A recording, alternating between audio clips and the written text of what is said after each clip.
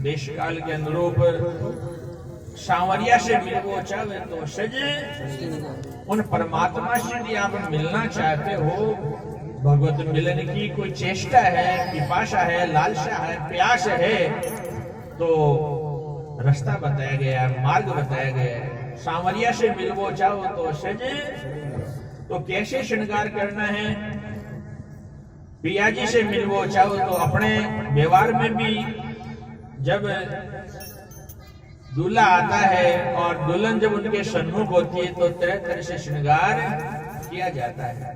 तो ऐसे ही वो तो परम पति है, वो परम पिया है, और ये शुरता जब बुद्धि जब उसके सन्मुख होती है, ये दुल्हन है, ये जब उसके सन्मुख होती है तो ये भी सात्विक राशि और तामसी बुद्धि भी सतोगुणी भी है, रजोगुणी भी है और तमोगुणी भी है। लेकिन सतोगुणी वृत्ति जो है वो शुद्ध सतोगुणी वृत्ति ही उसकी प्राप्ति कर सकती है। ये पात्रता केवल उसी में है, बाकी रजोगुणी और तमोगुणी वृत्ति उस प्रीतम की प्राप्ति नहीं कर सकती। ऐसे ही यहां कहा गया है उस बुद्धि वृत्ति को, क्योंकि परमात्मा को पाने के लिए, उस तत्व की प्राप्ति के लिए, उस तत्व के अनुसंधान के लिए हमारे पास जो विशेष साधन है वो बुद्धि वृत्ति का है। ये जो निश्चयात्मक वृत्ति है इसी के द्वारा उसकी प्राप्ति की जा सकती है।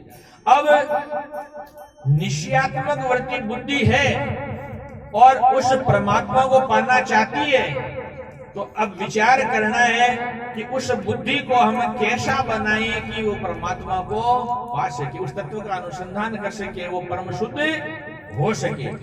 तो इसीलिए महापुरुषों ने कहा है निर्मल पानी तन पर डारो, कचरो परो निवारो। इस बुद्धि में क्या करना है, सत्संग में बैठ करके विचार रूपी, शुद्ध विचार रूपी, सदविचार रूपी निर्मल जल है, इससे इसको स्नान कराना। स्वामी महाराज ने कहा नहीं भजन में कि समझ डबो का ले ले नाशा ये चाला।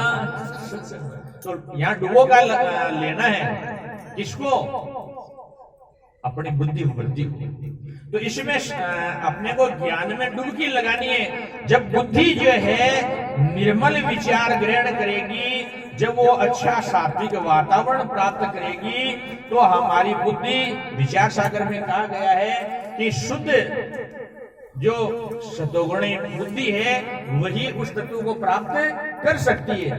तो हमारे अंदर निर्मल विचार, देखो बुद्धि में यदि खोट आ गई, पितामह भीष्म जो है वो युद्ध कर रहे थे, लेकिन दुर्योधन देख रहा था कि रोज अपनी सेना का नुकसान हो रहा है, लेकिन ये पांडवों को नुकसान नहीं पहुंचा रहे हैं। तो उन्होंने वो जो है युधिष्ठिर महाराज के शिविर में गया और युधिष्ठिर जी महाराज से पूछा कैसे आए हो, उन्होंने पूछा तो युधिष्ठिर महाराज से उसने पूछा कि मैं कोई बात पूछने के लिए आया हूं।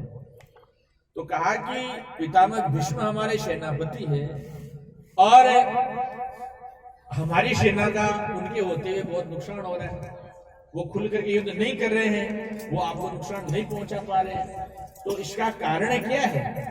तो युधिष्ठिर जी महाराज बताया कि वो धर्माधर्म में जानने वाले हैं और हम धर्म के पक्ष में, इसलिए वो हमें नुकसान नहीं पहुंचाना चाह रहे हैं, वो हमसे प्रेम भी करते हैं। तो अब दुर्योधन ने पूछा कि वो आपको नुकसान कैसे पहुंचा, हमारी तरफ से कैसे खुल करके लड़ सके, ऐसा कोई उपाय।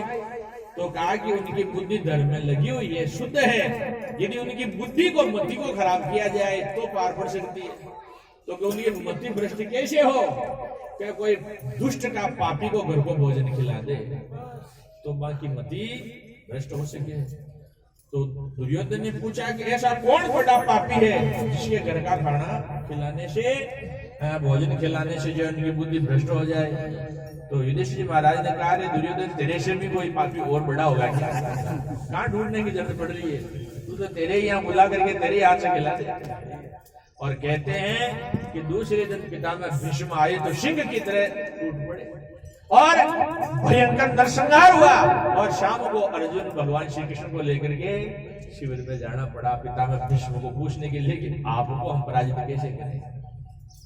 तो वास्तव में हमारी बुद्धि शुद्ध होगी तो आहार शुद्ध हो, सत्व शुद्धि। आहार शुद्ध होगा तो सत्वगुण में शुद्धि होगी। आहार शुद्ध हो सत्व शुद्धि और सत्व शुद्धि ध्रुवाश्मृति। और जब हमारे अंदर सत्वगुण में शुद्धि होगी तो हमारी स्मृति ध्रुव होगी और जब हमारी स्मृति ध्रुव होगी तभी वो तत्व को ग्रहण कर सकेगी। इसीलिए कहा गया है निर्मल पानी तन पर डारो कचरो परो निवारो और मन को मेल धोइले प्यारी पाक हो थारो। ये मन का मेल न धोले। सत्संग कुसंग में बैठने से मन में पाप का वास होता है और सत्संग में बैठने से अंतःकरण की शुद्धि होती है, मन शुद्ध होता है। जैसी संगति करेंगे उसके ऐसी रंगत रहेगी। तो इसीलिए अपने को चाहिए कि हम महापुरुषों के चरणों के सानिध्य में रहें, उनके ऐसे शुद्ध वातावरण में रहें, ऐसे सत्पुरुष है सद्गुणी कोई संत है भक्त है उनके आसपास बने रहें, सात्विक वातावरण में रहें। तो इससे क्या होगा हमारा जो है मन खराब नहीं होगा, हमारी बुद्धि भटकेगी नहीं। तो फिर कहा है कि ऐसा करने के बाद में कैसा कि निर्मल विचार और शुद्ध वातावरण में रखने के बाद में इसमें डुबकी लगाने के बाद में क्या करना पड़ता है, क्या फिर कपड़े पहने, स्नान करने के बाद में कपड़े लेने होते हैं। तो बुद्धि को कौन से कपड़े पहनाने हैं, तो यहाँ कहा है कि शील घाग पैर सुवागण दया गति। हमारे अंदर शील का वास होना चाहिए। जी का माने शील को वास नहीं है, उच्छृंखल विचार आ गया तो फिर मन उल्टा सुल्टा भटकेगा, बुद्धि विषयों के पीछे दौड़ेगी। इसलिए क्या किया कहा है शील घागरो पैर सुवागण। हमें शील धारण करना चाहिए, बुद्धि के अंदर शील का वास होना चाहिए। शील घागरो पैर सुवागण दया कणगति।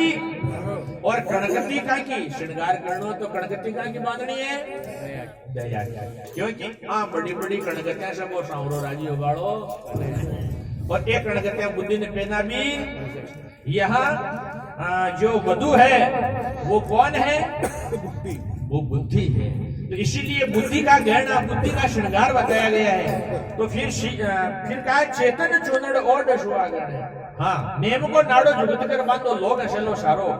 फिर नाड़ो बांधनो है तो वो कहां को बांधनो है, नेम को। बुद्धि को जो है ऐसा नियम पकड़ाओ जिससे कि हमारा बेड़ा पार। बुद्धि क्या करती है, हम छोटा सा नियम लेते हैं फिर छोड़ देते हैं, फिर लेते हैं फिर छोड़ देते हैं। तो उससे क्या होता है फिर हमारी मर्यादा टूट जाती है, फिर हम नियम नहीं ले पाते हैं। इसलिए चाहे नियम छोटा लो लेकिन पक्का लो।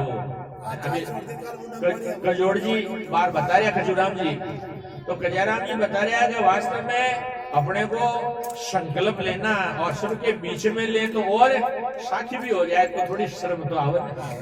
दो आदमी का शर्म की बात है, दो आदमी के बीच में लेवा तो तो ऐसे ही नियम अपन ले तो अपन थोड़ा सा दृढ़ नियम ले, दृढ़ व्रत धारण करें, संकल्प थोड़ा दृढ़ हो, संकल्प में दृढ़ता होनी चाहिए। फिर कहा है कि चेतन चूनड़ ओढ़ सुहागण। चेतना की चूनड़ ओढ़नी है, बुद्धि को चूनड़ कौन सी ओढ़नी है, चेतना की ज्ञान की चूनड़। चेतन चूनड़ ओढ़ सुहागण और प्रेम की पटली। और चुनड़ी का पटली बने, चुनड़ी भी बढ़िया है ओढ़ी है और फिर पटली पाली है, एक ये पलेटेड़ी में तो बाछी को लगे। तो ऐसे ही पटली किसकी देनी है, प्रेम की। हमारी बुद्धि में ज्ञान भी हो और ज्ञान के साथ साथ हमारी बुद्धि के अंदर प्रेम का वास भी। कई ज्ञानी तो है लेकिन भटका भरे प्रेम को है, साव सुखा ज्ञानी है। तो हमारे अंदर क्या होना चाहिए, प्रेम का भक्ति का भी रस होना चाहिए। तो प्रेम भक्ति के रस से भीगी हुई होनी चाहिए हमारी बुद्धि, और भक्ति के रस से भीगी हुई बुद्धि में जो ज्ञान आ जाता है तो फिर उसकी सुंदरता अद्वितीय हो जाती है। तो फिर कहा है कि गुरु शब्दा को गोटो लगा ले और झीणो घूंघट सारो। वो माया को जो झीणो घूंघटो है इन्हें सार लेना चाहिए, क्योंकि प्रीतम का दर्शन करना है तो घूंघट सारनो है। वो माया को झीणो घूंघट आटो आयोडो इन्हें सार लेना है। गुरु महाराज का शब्दों को ये के मायने गोटो बूटी लगाओ तो बहुत ही जोर गोर फिर गोटा बूटी तारा लग गया तो मामले दूसरो है। तो ऐसे ही उसकी सुंदरता बढ़ेगी।